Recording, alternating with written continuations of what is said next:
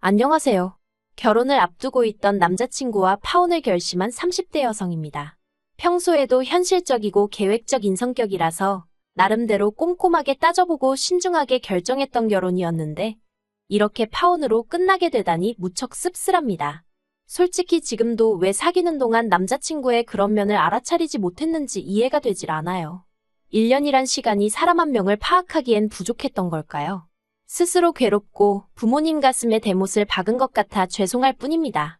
하지만 아닌 걸 알면서도 체면이니 자존심이니 하는 것들 때문에 못 본 척 넘어갈 수는 없었네요. 남자친구와는 친구의 소개로 만났어요. 저는 친구가 많은 편은 아니지만 그래도 걔중에 나서기 좋아하는 몇몇 친구들이 있거든요. 그리고 그 친구들의 주도로 싱글끼리 모여서 작은 모임을 가진 적이 있어요. 그리고 그때 남자친구를 처음 알게 되었습니다. 그러니 정식으로 소개를 받고 그런 것은 아니고 그냥 모임에서 처음 얼굴을 익힌 거죠. 하지만 이후로 바로 연인 사이가 되었거나 한 것은 아닙니다. 본격적으로 만남을 가진 건 그 모임이 있고 1년이 지나서였어요. 남자친구가 혹시 자기를 기억하냐면서 연락을 해왔고 그렇게 가벼운 안부를 주고받다가 연인이 되었거든요. 당시 남자친구도 저도 30을 넘긴 때였으니 서로 굳이 입 밖으로 꺼내진 않았어도 이 만남이 결혼을 전제로 하고 있다는 사실을 잘 알고 있었습니다. 그리고 다행히 사귀는 동안 저희는 어느 다른 연인들처럼 작은 다툼을 몇 차례 하긴 했지만 그게 다였어요. 서로 말로 상처를 준 적도 없고 서로의 믿음을 흔들 만한 행동도 하지 않았으니까요. 그래서 자연스럽게 결혼을 약속하게 되었던 거고요. 남자친구에 대해서 먼저 조금 이야기를 해보자면 남자친구 아버님은 중학교 선생님이셨고 어머님은 전업주부셨습니다. 그리고 남자친구는 그런 아버님의 영향 때문인지 역시 초등학교 선생님으로 근무하고 있었어요. 그리고 선생님이란 직업은 원래 연금제도가 잘 되어 있잖아요. 그래서 남자친구에게 따로 묻진 않았지만 적어도 부모님들이 노후 준비는 되어 계시겠구나 생각했네요.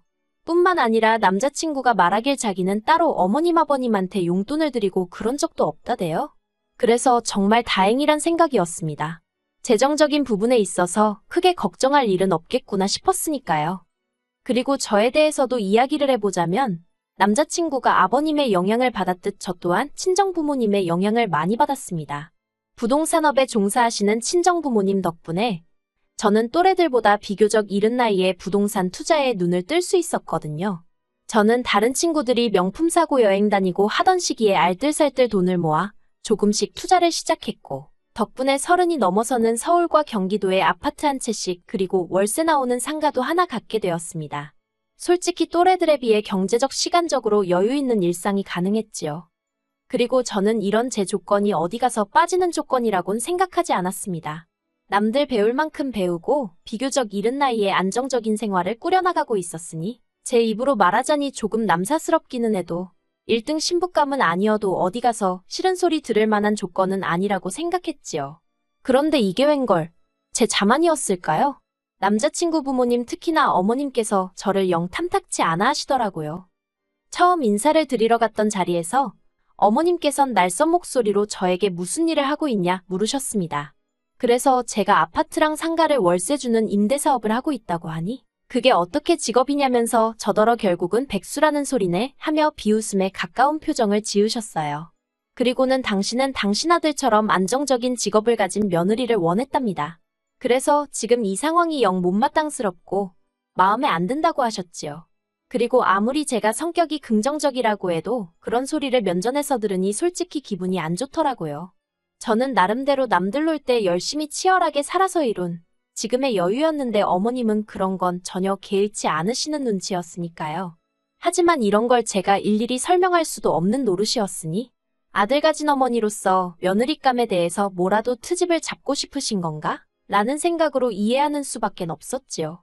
사실 이런 모욕적인 언사에도 제가 바로 파혼을 생각하지 못했던 건 그땐 그래도 남자친구가 나름대로 제 역할을 해주었기 때문이었습니다. 예를 들어 어머님이 남자친구 앞으로 선자리가 물밀듯이 들어온다는 말씀을 하셨을 땐 남자친구가 없는 소리 좀 하지 마시라며 어머님에게 무안을 주기도 했지요. 그리고 아무리 잘난 집안에서 선자리가 들어온다고 해도 자기한텐 저뿐이란 말도 얼굴색 하나 변하지 않고 어머님 아버님 앞에서 하는 식이었습니다. 그리고 그런 남자친구의 모습을 보면서 결혼 후 어머님과 제가 부딪히는 상황이 오더라도 이 사람은 내 편이겠구나 하는 확신을 가질 수 있었어요. 그래서 제가 정말 무슨 마음이 태평양처럼 넓은 대인배라서가 아니라 남자친구에 대한 믿음이 있었기에 그런 불편한 언사들도 참아낼 수 있었던 거고요. 그리고 결국 어머님은 저와 결혼하겠다는, 저 아니면 안 된다는 남자친구의 고집을 꺾지 못하시고 저희 둘의 결혼을 허락하셨네요. 저는 친정도움 없이 결혼을 계획한 반면 남자친구는 모아둔 돈이 많지 않았습니다. 그래서 어머님 아버님이 1억을 보태주시겠다 하셨어요. 그런데 제 입장에선 이미 집이며 상가며 들고 가는 재산이 있는데 굳이 신혼집을 또 구하기 위해서 현찰을 동원할 필요가 있나 싶더라고요. 그래서 제가 가진 아파트 중 계약 만료가 다가오는 아파트에서 신혼살림을 차리자 했습니다.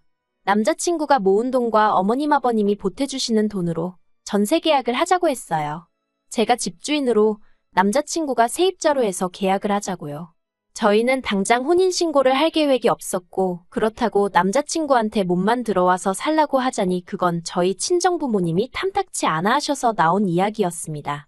그리고 이 이야기가 어머님 아버님 귀에 들어가게 되자 어머님은 혼인신고만 안 한다 뿐이지 부부끼리인데 무슨 계약을 맺냐면서 몹시 언짢아 하셨지요. 사실 저희가 혼인신고를 미룰 수밖에 없었던 건 남자친구의 10년도 넘은 청약통장 때문이었습니다.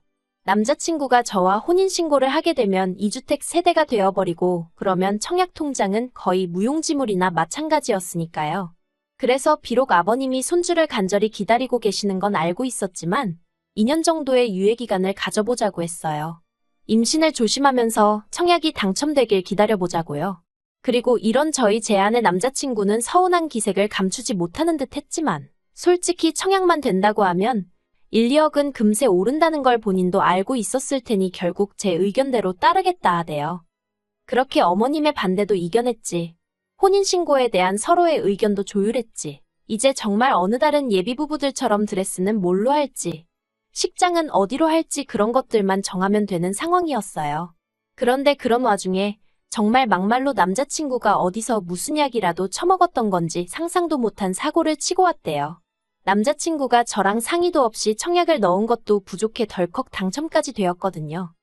솔직히 청약을 넣고 당첨이 되었다? 여기까지만 들으면 다들 잘된 거 아니냐고 생각하던데 문제는 청약을 넣은 아파트는 어머님 아버님이 사시는 본가가 있는 지역이었습니다. 뿐만 아니라 남편 학교에서 1시간도 넘게 걸리는 거리였기에 위치적으로 그 어떤 이점도 찾을 수가 없었지요. 그리고 더 열받는 건 심지어 애시당초 청약이 미달된 곳이었다는 점입니다. 그런 곳에다 10년 넘게 부은 청약이 기회를 날렸다는 게 정말 황당하고 어이가 없더라고요. 제가 도대체 무슨 생각으로 그랬냐고 남자친구에게 물으니 대답도 가관이었습니다. 그래도 자기가 남잔데 제 집에 세입자로 계약을 하고 그러는 게 쪽팔렸다나요? 그래서 홧김에 넣었다는데 뭐라 할 말이 없더라고요. 그래서 제가 그냥 그 청약 통장은 처음부터 없었던 거라고 생각하자 했습니다. 그런데 남자친구가 우물쭈물하더니 벌써 계약금도 넣었어 그러는 거예요. 그땐 정말이지 제가 느꼈던 좌절감이라고 해야 할지 어떻게 설명해야 할지도 모르겠네요. 손발이 부들부들 떨리고 그건 그저 단순히 분하고 그런 심정이 아니었어요.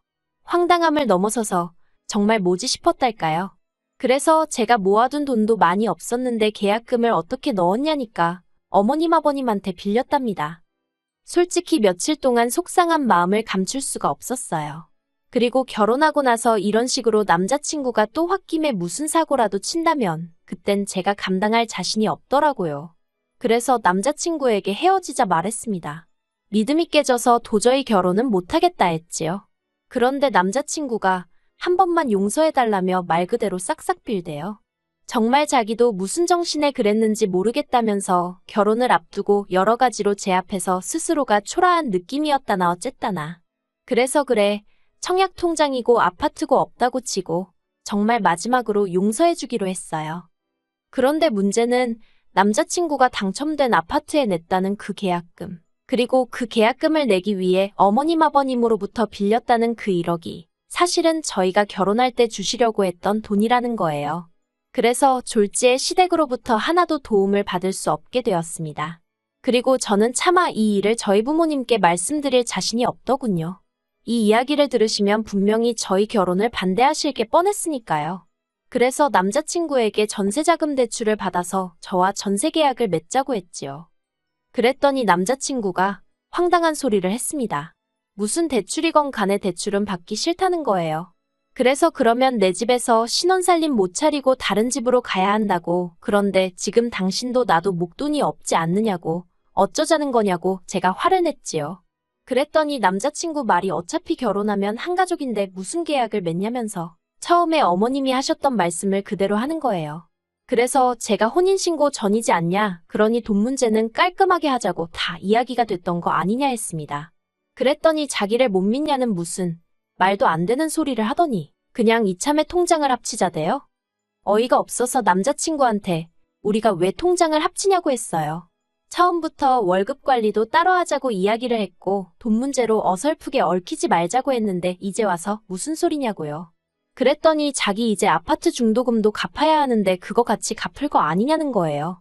제가 황당해서 나랑 상의도 없이 계약한 아파트지 않냐고 그러니 당신이 알아서 하라 했어요. 그걸 왜 같이 갚냐고요. 그랬더니 부부니까 공동재산이라면서. 그런데 그 소리를 듣는 순간 왜인지 등골이 오싹하리만치 소름이 끼쳤습니다.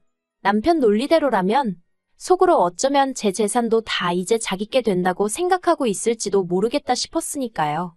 그래서 말도 안 되는 소리 하지 말라 했어요. 그건 당신 재산이고 내 재산은 내 재산이고 설령 언젠가 공동재산이 되더라도 그건 우리가 혼인신고를 한 이후의 이야기지 지금은 아니라고요. 그랬더니 이제 자기 청약통장도 없는데 혼인신고도 안 할 이유가 없지 않냐면서 오히려 저를 이해를 못하겠다는 식으로 나오대요. 그리고 그런 남자친구의 생각지도 못한 뻔뻔한 태도에 저는 한마디로 학을 뗐어요. 하지만 그때 바로 남자친구에게 이별을 고하지는 않았습니다. 오히려 어떻게든 해결 방법을 찾아서 상황을 바로잡아 보려고 했지요. 남자친구에게 감당 못할 것 같으면 아파트는 지금이라도 팔 수 있는지 알아보라고 했습니다. 통장을 합치니만이 하는 문제는 그 이후에 생각해 볼 일이라고요. 그랬더니 그러면 혼인신고는 언제 하고 아이는 언제 갖냐면서 말 그대로 사람을 들들 볶는 거예요. 그리고 이때부터는 정말 솔직히 어느 쪽으로 생각해도 머리만 아프고 답이 안 나오더라고요. 남자친구를 사랑하는 건 진심이었지만 막말로 우리가 결혼을 한 것도 아닌데 왜 저러나 싶고 동시에 저도 사람인지라 제가 힘들게 일군 재산을 남자친구가 날로 먹으려 드는 것 같아 여러 가지로 날이 섰네요. 그리고 무엇보다도 저랑 상의 한마디 없이 마음대로 계약까지 하고 온 아파트를 가지고는 마치 우리를 위해서 그랬다는 둥, 우리 공동재산이라는 둥 헛소리를 하면서 대출을 같이 갚자 하는 남자친구를 생각하니 우라가 치밀었습니다. 그래서 결국 며칠간 생각할 시간을 달라고 했습니다. 그런데 남자친구는 그것도 싫다며 그냥 제가 말하는 것마다 싫다고 딴지를 걸고 무조건 돈 이야기만 나오면 저를 야박하고 계산적인 사람으로 몰고 가는 식이었어요. 심지어 남자친구 부모님까지 저를 집으로 불러서는 부부라는 건 무슨 계약을 맺는 그런 게 아니고 서로의 부족한 점을 채워주는 거라는 둥 어떻다는 둥. 그리고 그런 일들이 반복될수록 정신적 신체적 에너지 소모가 너무 커지니까 그냥 다 놓고 싶어졌습니다. 그래서 남자친구에게 우리는 아무래도 인연이 아닌 것 같으니 헤어지자고 했네요. 하지만 역시나 남자친구는 이별을 순순히 받아들이지 못했기에 결국 한마디로 네가 가진 게 너무 없지 않느냐고 한쪽으로 기우는 결혼은 하기 싫다고 딱 잘라 말했지요. 그랬더니 또다시 어머님이 전화로 자기 아들이 교사라면서 교사라는 직업 가진 사람을 네 팔자에 또 만나겠냐 어쩌겠냐. 그래서 직업만 교사면 뭐하냐고 교사는 뭐 돈 없어도 살 수 있느냐고 저도 쏘아댔어요. 물론 남자친구네 집이 그 정도로 가난한 것은 아니었지만 저희 집에 비하면 힘든 건 사실이었고 어쨌든 그 심보가 너무 고약해서 있는 정 없는 정 다 떨어지던 상황이었으니까요. 정말이지 왜 사귀는 동안 저렇게 뻔뻔한 사람이란 걸 눈치채지 못했던 걸까요? 아무튼 이젠 뭐 다 끝난 사이니 더는 신경 쓰지 않으렵니다. 장담컨대 멋대로 청약 넣은 걸 후회하게 될 거예요. 그걸로 남자친구는 돈도 사랑도 잃게 되었으니까요.